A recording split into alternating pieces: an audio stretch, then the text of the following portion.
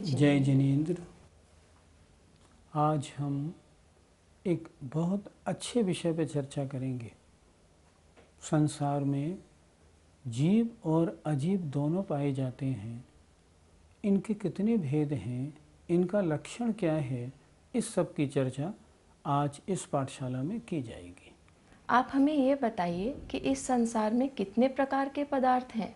संसार के समस्त पदार्थों को हम दो तरह से जान सकते हैं, जीव और अजीव। जिनमें जानने देखने की शक्ति है, आत्मा है, वो जीव, और जिनमें नहीं है वे अजीव। सारे संसार के पदार्थों को दो हिस्सों में बांटा जा सकता है। कौन सा पदार्थ जीव है, कौन सा अजीव? इसमें हम डिफरेंशिएट कैसे करेंगे? जिसमें जानने देखने की शक्ति है वो जीव है, जिसमें जानने देखने की शक्ति नहीं वो अजीव है। मैं जानता हूँ, देखता हूँ, मैं जीव हूँ। मान ले जानवर कुत्ता है, जानता है, देखता है, इसलिए जीव है। पेड़ है, पेड़ में सेंस है, इसलिए जीव है। लेकिन ये मेज है, चप्पल है, मकान है, दुकान है, कार गाड़ी है, इनमें जानने देखने का सेंस नहीं, इसलिए ये अजीब है। इस तरह हम सेंस और विदाउट सेंस के हिसाब से जीव और अजीब को पहचान सकते हैं। जीव की डेफिनेशन तो हमें समझ में आ गई। अब दर्शक ये जानना चाहेंगे कि जीव कितने प्रकार के होते हैं। जो प्रश्न अभी किया गया सबसे महत्वपूर्ण प्रश्न है। जीव कितने प्रकार के, ये बहुत जानना जरूरी है। जीव दो प्रकार के होते हैं, एक मुक्त जीव और एक संसारी जीव। जो संसार में भ्रमण कर रहे हैं, जैसे हम और आप, कभी हम मनुष्य बन जाते हैं, कभी देव बन जाते हैं, कभी नारकी बनते हैं और कभी जानवर बन जाते हैं। जो इस प्रकार इस संसार में चक्कर लगाते रहते हैं, अर्थात संसार में भ्रमण करते रहते हैं, उन्हें हम कहते हैं संसारी जीव। और जो संसारी जीव ज्ञान प्राप्त करके संसार के राग द्वेष को छोड़कर मुनि अवस्था धारण कर तपस्वरण करके आत्मा के साथ लगा हुआ जो कर्म रूपी मैल है उसको नष्ट करके मुक्त बन जाते हैं, हम ये भी कह सकते हैं सिद्ध बन जाते हैं, सिद्ध परमेष्टि बन जाते हैं, उन्हें हम कहते हैं मुक्त जीव। अशुद्ध जीव संसारी है, शुद्ध जीव मुक्त है। इस प्रकार अगर हम मोटे मोटे भेद करें ना जीव के स्थूल रूप से, तो मुक्त और संसारी ये जीव के दो भेद होते हैं। ये तो समझ में आ गया है कि मुक्त जीव किसे कहते हैं, लेकिन ये समझना चाहती हूँ कि जो अन्य देवी देवता होते हैं और धर्मों के भगवान होते हैं, वो क्या मुक्त जीव की कैटेगरी में आएंगे? आपका नहीं, ये प्रश्न तो सारे दर्शकों के मन का प्रश्न है। ये सब जानना चाहेंगे कि भगवान, क्या अन्य जितने भगवान दिखाई पड़ते हैं, क्या ये मुक्त जीव की कैटेगरी में आते हैं या नहीं। आपके प्रश्न का उत्तर समझने से पहले हम एक बात समझें। अन्य जैन धर्म के अलावा अन्य किसी भी धर्म में मुक्त और संसारी का भेद ही नहीं। जितने अन्य धर्म हैं वो तो ये मानते हैं कि एक सारे संसार का मालिक एक भगवान है, उस भगवान की किरणों से ये सारे संसारी जीव पैदा हैं, ये सब उसी की माया है। जैन धर्म इससे बिल्कुल अलग बोलता है। जैन धर्म ये बोलता है कि जैन धर्म के अनुसार प्रत्येक व्यक्ति में भगवान बनने की सामर्थ्य है। हम भगवान बन सकते हैं, बिल्कुल बन सकते हैं, जबकि अन्य मत के लोग जो हैं वो भगवान नहीं बन सकते। अधिक से अधिक वो वैकुंठ या स्वर्ग तक जा सकते हैं, भगवान नहीं बन सकते, क्योंकि उनके यहाँ भगवान एक विश्व की ईश्वर अलग शक्ति है। तो मुक्त और संसारी ये दो भेद मात्र जैन धर्म में हैं। कर्म सहित संसारी हुआ, कर्म रहित मोक्ष हुआ। कर्म की व्याख्या ये जैन धर्म का अपना मौलिक सिद्धांत है। जैन धर्म के इस कर्म सिद्धांत को किसी भी धर्म में नहीं पाया जाता। इसलिए जब कर्म ही नहीं है तो संसारी और मुक्त पने का अन्य धर्मों में सद्भाव कैसे होगा। इसलिए अन्य जितने भी भगवान हैं ये सारे संसार में हैं, ये नहाते हैं, भोजन करते हैं, इनके पत्नी हैं, ये सब कुछ सारे संसार की देखभाल करते हैं। जैनियों का मुक्त जीव ऐसा नहीं होता। हमारे सिद्ध भगवान लोक के अंत में विराजमान होते हैं, वे कुछ नहीं करते, कोई क्रिया नहीं होती, वे तो अपनी आत्मा को परम शुद्ध बन जाने के उपरांत उसके सुख में निमग्न रहते हैं।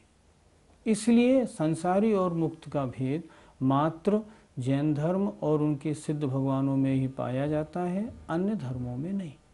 इस हिसाब से तो हम संसारी जीव हुए। अब संसारी जीव हम भी मोक्ष जा सकते हैं, क्योंकि अभी आपने बताया कि कोई भी व्यक्ति मोक्ष जा सकता है।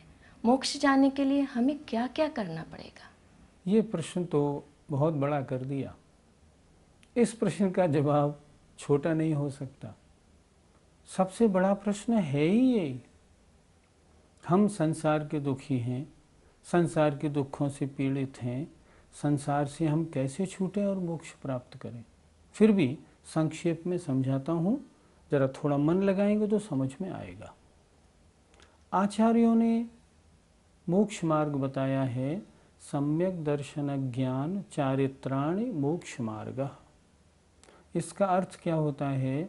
सम्यक दर्शन, सम्यक ज्ञान और सम्यक चारित्र, इन तीनों की एकता मोक्ष मार्ग है।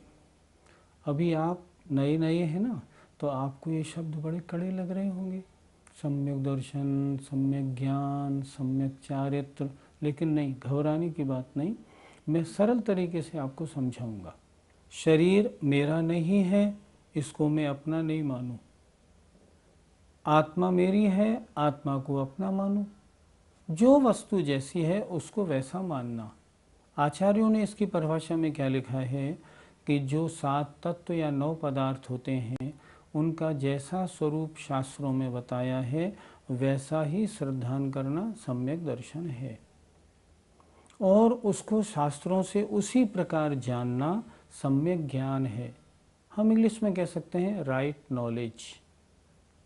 और जैसा हमने शास्त्रों से जाना और हमने उसको वैसा ही माना, उसके अनुसार हम अपना आचरण भी करने लगें, उसका नाम होता है सम्यक चारित्र। हमें मोक्ष प्राप्त करना है, सबसे पहले क्या करना चाहिए? जैन शास्त्रों का अध्ययन करना चाहिए।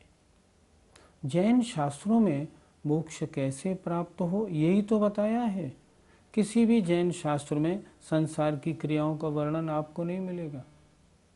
सारे शास्त्रों में मोक्ष प्राप्ति का मार्ग बताया गया है। इसलिए सबसे पहले हम क्या करें? शास्त्रों का अध्ययन करें। उससे हम जानें कि हमारी आत्मा इस संसारी अवस्था में, या मैं कहूँगा कर्म से लिप्त क्यों है। जब आपको उसकी जानकारी हो जाए, फिर आप शास्त्रों से ये भी जानें कर्मों से छूटने का मार्ग क्या है, मैं कैसे कर्मों से छूटूं। और जब आपको जानकारी हो जाए, फिर आप विश्वास करें ये भगवान के वचन हैं, जो कुछ इसमें लिखा है वो सच ही है। तो मुझे क्या करना चाहिए? भगवान के वचनों के अनुसार अपना आचरण प्रारंभ कर देना चाहिए। अगर ये तीनों की एकता बन जाएगी तो आपका मोक्ष मार्ग प्रारंभ हो जाएगा। आपने शास्त्र में पढ़ा, वैसा श्रद्धान किया, तदनुसार आचरण किया। हम लोग आचरण कहाँ से प्रारंभ करें? सबसे पहले हम सप्त व्यसन का त्याग करें, जो बुरी आदतें हैं। कौन कौन सी हैं? जुआ खेलना, नशे की वस्तुओं का प्रयोग करना, नॉन वेज वस्तुओं का खाना, जानवरों को जान करके मारना, परिस्त्री सेवन या वेश्या सेवन करना या चोरी करना। इन 7 जो बुरी बातें हैं इनको तो हम छोड़ें। और क्या करें? जो 5 पाप हैं, मैं आगे बताऊंगा, उन 5 पापों को कम करें। इससे क्या होगा? मोक्ष की ओर हमारी दृष्टि हो जाएगी और हमारा चलना प्रारंभ हो जाएगा। हम अपना ज्ञान शास्त्रों से बढ़ाते जाएं, जिनवाणी माता से पूछते जाएं, माँ हमें किधर चलना है, वो आपको बताएगी। और आप अगर उस रास्ते पर चल पड़ेंगे ना, निश्चित रूप से हम और आप संसारी हैं, हमारा संसारीपना समाप्त हो जाएगा और हमें मुक्त जीव या मोक्ष की प्राप्ति हो जाएगी। जितने भी जीव आज तक मुक्त बने हैं सब इसी प्रकार बने हैं, आगे भी जितने बनेंगे इसी प्रकार बनेंगे। मोक्ष प्राप्त का एक ही मार्ग है, अतः हमें अपने जीवन को बदलना चाहिए। अपने जीवन में स्वाध्याय का थोड़ा समय निकाल के व्यस्त जीवन में से आधा घंटा स्वाध्याय को देना चाहिए। जिन वाणी में जो पढ़ें उसको समझना चाहिए और अपने जीवन को थोड़ा थोड़ा आगे शुद्ध बनाते हुए आगे बढ़ना चाहिए। यही मोक्ष मार्ग है। अगर आप चल पड़ेंगे ना, एक दिन मोक्ष ज़रूर मिलेगा। इस भाव में नहीं तो अगले भाव में। मार्ग यही है। मैं एक नारी हूँ और दर्शक गणों में भी बहुत सारी नारियाँ होंगी। मैं उनके बिहाफ पे ये पूछना चाहती हूँ, क्या नारियों को मोक्ष की प्राप्ति हो सकती है? इस समय जैन धर्म के मानने वाले दो भागों में दिखाई पड़ते हैं, एक दिगंबर और एक श्वेतांबर। श्वेतांबर लोग जो होते हैं, जिनके साधु कपड़े पहनते हैं, वो तो ये मानते हैं कि स्त्री पर्याय से मोक्ष होता है। लेकिन जो हम दिगंबर हैं ना, हम लोग ये मानते हैं स्त्री पर्याय से कभी मोक्ष नहीं हो सकता। स्त्री पर्याय से तो कभी महाव्रत मुनि अवस्था धारण नहीं हो सकती। मुनि अवस्था धारण नहीं होगी, कर्मों का नाश के लिए तपस्चरण नहीं होगा, मोक्ष की प्राप्ति संभव नहीं होगी। फिर दर्शकों में जो महिलाएं बैठी हैं वो पूछेंगी, फिर हम मोक्ष प्राप्ति के लिए प्रयास कैसे करें? नहीं, घबराने की कोई बात नहीं। शास्त्रों के अनुसार जितना प्रयत्न इस जीवन में हो सकता है उतना तो आप कर ही सकती हैं। जैसे क्या कर सकती हैं? आप व्रतों को धारण कर सकती हैं, आप छल्लिका बन सकती हैं, और आगे बढ़ें तो आरिका बन सकती हैं। अगर आप इस भाव में यहाँ तक पहुँचने की कोशिश करेंगी, या घबराने की बात नहीं, आप जहाँ तक जा सकें वहाँ तक जाएं, तो आप में जो संस्कार आएंगे अगले भाव में ये संस्कार साथ जाएंगे। मान लो आपको देव पर्याय भी मिलेगी ना, तो वहाँ भी आप इन संस्कारों के पुराने स्मरण रूप होने के कारण, पहले संस्कारवान होने के कारण आप वहाँ की पर्यायों में, वहाँ के आनंद में उलझेंगे नहीं। वहाँ भी आप धार्मिक क्रियाओं में रहेंगे। और जब फिर आप यहाँ जीवन लेंगे दूसरा, आपको मनुष्य पर्याय मिलेगी, फिर आप मोक्ष का प्रयास करें, उस पुरुष पर्याय में प्रयास करेंगे, आपको मोक्ष प्राप्त होगी। दिगंबर मत के अनुसार स्त्री पर्याय से मोक्ष नहीं होता है। आपने कुछ देर पहले अजीव पदार्थ के बारे में बताया था, उसके बारे में कुछ डिटेल्ड इन्फॉर्मेशन और दे दीजिए। मैंने अजीब के बारे में बताया था, जो जिसमें जानने और देखने की शक्ति नहीं होती, वह अजीब होता है। जैसे मेज, कुर्सी, गाड़ी, स्कूटर, मकान, ये सब अजीब हैं। ऐसा नहीं समझना जैसे पंखा चलता है, जैसे कार चलती है तो ये जीव हो गए। नहीं, ये जीव नहीं होते, क्योंकि इनमें जानने और देखने की शक्ति नहीं है। इसलिए सही परिभाषा, जिसमें जानने देखने की शक्ति नहीं है वो अजीब है। जो जानता है, देखता है, जिसमें सेंस है, उसे हम जीव कहते हैं। जीव और अजीब दोनों को जानने के बाद ये डिसाइड नहीं कर पा रही हूँ कुछ बातें, कि ये पहाड़ जो दिखते हैं ये जीव हैं, ये अजीब, ये नदी जो बहती है ये जीव है, ये अजीब। जैन शासन कहता है कि पृथ्वी, जल, अग्नि और वायु, चार वस्तुएं, इनमें और मिला दीजिए वनस्पति, पेड़ पौधे, ये 5 वस्तुएं हैं।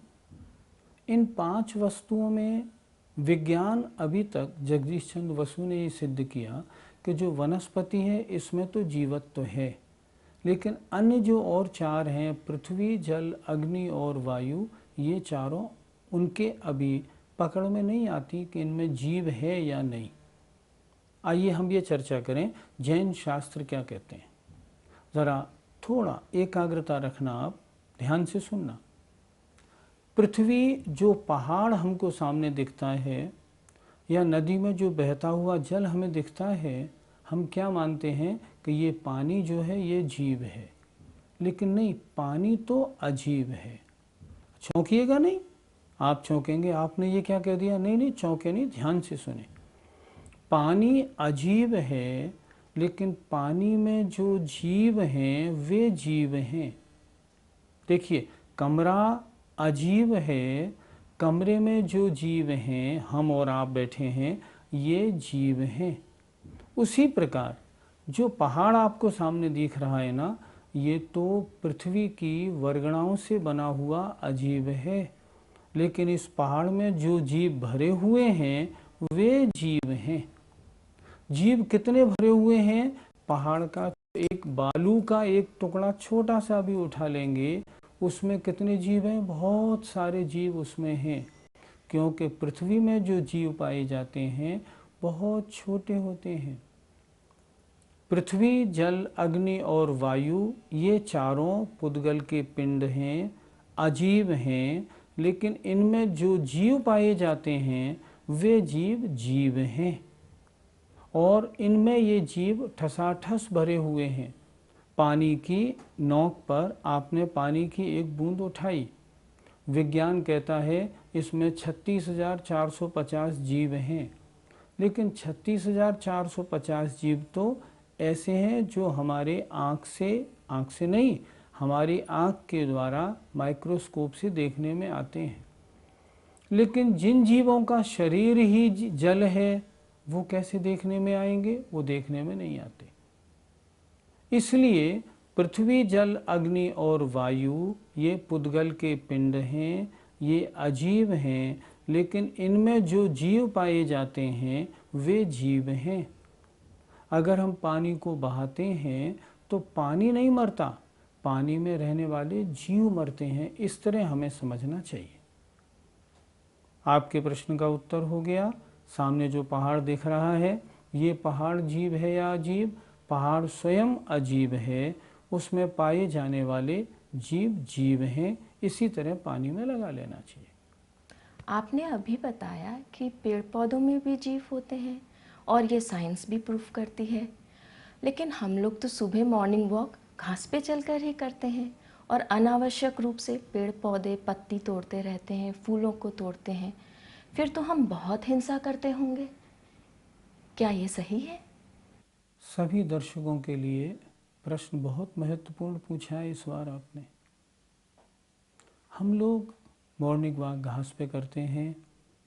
आजकल तो बड़ी बड़ी दावतें ब्याह शादी की घास के मैदानों में ही होती हैं।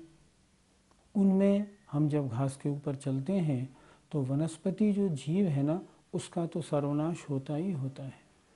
फूल पत्ती तोड़ना हिंसा है, छोटी है, पर मच्छरों का मरना ये तो बहुत बड़ी हिंसा है। हमको मॉर्निंग वॉक करते समय, अगर आप जैनी है ना, तो आपको घास के ऊपर कभी नहीं चलना चाहिए। आपको प्लेन मार्ग पर अपना मॉर्निंग वॉक करना चाहिए। ये तो बहुत हिंसा का काम है। हिंसा से बचना हो तो हमको क्या करना चाहिए? पानी कम फैलाना चाहिए। पंखा, हम जानते हैं पंखा चलाने में जीवों की हिंसा होती है, लेकिन फिर भी अनावश्यक पंखा न चलाएं तो कितना अच्छा हो। हम जानते हैं कोई अग्नि या गैस जलाते हैं गाँव में, तो गैस सारी उसी की होती है, कोयले लकड़ी वगैरह की। हम अनावश्यक अगर अग्नि नहीं जलाएं तो कितनी जीवों की हम हिंसा बचा सकते हैं। हम खड़े खड़े फालतू पेड़ पौधे और फूल तोड़ते हैं, उसको तो तोड़ना पहले बंद करें। मतलब जिससे हम बच सकते हैं पहले उस हिंसा से हम बचें। मॉर्निंग वॉक की हिंसा से हमें ज़रूर बचना चाहिए। अगर आप ये कहेंगे लेकिन डॉक्टर तो कहता है इससे आँख में बड़ा फ़ायदा होता है, नहीं नहीं, इस चक्कर में मत पड़िए आप। अगर डॉक्टर कहता है वो तो ठीक, धर्म क्या कहता है कि घास में चलने में बहुत जीवों की हिंसा महान पाप का बंध होता है। इसलिए अगर आप जैनी है ना, ये काम तो आपको छोड़ ही देना चाहिए। मैं अब ये जानना चाहूँगी कि मैं जीव हूँ या अजीब? ये प्रश्न बड़ा मार्मिक है। क्यों मार्मिक है? शास्त्र क्या कहते हैं? जीव दिखाई नहीं पड़ता। अगर मैं जीव हूँ तो दिखाई तो पड़ रहा हूँ, तो मैं जीव हुआ या अजीब? बड़ा बड़ा मार्मिक प्रश्न है। ध्यान से सुनिए। ये पर्याय जो मेरी पर्याय है ना, ये जीव और अजीब की मिली जुली पर्याय है। शास्त्रों में इस पर्याय को कहा गया है असमान जातीय द्रव्य पर्याय, दो भिन्न भिन्न द्रव्यों की मिली जुली पर्याय। कैसी मालूम पड़े?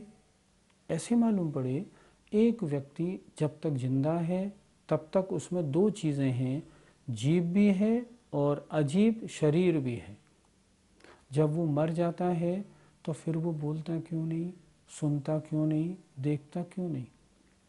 इसका कारण है जिसका जानना देखना गुण था ना, वो जीव इसमें से निकल गया। जब तक इस शरीर में आत्मा है, देखने वाली आत्मा है, शरीर देखता नहीं। लेकिन हमारी भ्रांति है, हम क्या मानते हैं, आँख देखती है, लेकिन ऐसी मान्यता गलत है। मान्यता क्या होनी चाहिए, आँख के माध्यम से, आँख मीडियम है, देखने वाला मैं हूँ। मैं का मतलब आत्मा। मैंने कहा ना, इस शरीर में दो चीज़ें हैं, आत्मा और शरीर। शरीर अजीब है, आत्मा जीव है। ये उन दोनों की मिली जुली पर्याय है। तो इस शरीर को हम जीव माने या अजीब, जब तक इसमें आत्मा है तब तक इसको हम जीव मानेंगे। लेकिन मैं आपसे पूछूंगा, ये जो शरीर आपको दिख रहा है ना, क्या ये आप हैं? आपको ये मन में बनाना पड़ेगा, ये मैं नहीं हूँ। इसके अंदर जो जानने देखने वाला तत्व है, मैं तो वह हूँ। ये शरीर तो मुझे कर्म के उदय से मिला है। 70-80 वर्ष की उम्र तक मैं इसमें रहूँगा। ध्यान रखिए, मैं रहूँगा, और जब मेरी आयु समाप्त हो जाएगी मैं दूसरे शरीर में जाके रहने लगूँगा। ये जीव और अजीब की कहानी है। अपने शास्त्रों में दो शब्द सुनने को मिलते हैं, सम्यक्त्व और मिथ्यात्व। सम्यक्त्व संसार से छुड़ाने में कारण है, मिथ्यात्व संसार में घुमाने में कारण है। अगर मैं इस शरीर को अपना स्वरूप मान लूं, ये मैं ही तो हूँ, तो मिथ्या दृष्टि हूँ, संसार में भ्रमण करूँगा। और अगर आपने ये ज्ञान बना लिया, ये शरीर तो कर्मोदय से मिला है, ये मैं नहीं हूँ, इसमें जो जानने देखने वाला आत्मा है, मैं वह हूँ, समझिए, आप सम्यक दृष्टि बन जाएंगे और मोक्ष मार्ग की ओर बढ़ निकलेंगे। आज का जितनी पाठशाला हुई ना अपनी, इसका सबसे महत्वपूर्ण प्रश्न ये है, शरीर यद्यपि पुद्गल है, लेकिन जब तक मेरी आत्मा के साथ है तब तक इसको जीव कहा जाता है। लेकिन मैं शरीर नहीं हूँ। शरीर के माध्यम से देखने वाला, सूंघने वाला, सुनने वाला मैं हूँ, वो मैं आत्मा हूँ। बहुत महत्वपूर्ण प्रश्न है। आज हमारा पाठ यहाँ समाप्त होता है। हम विदा लेते हैं। जय जिनेंद्र।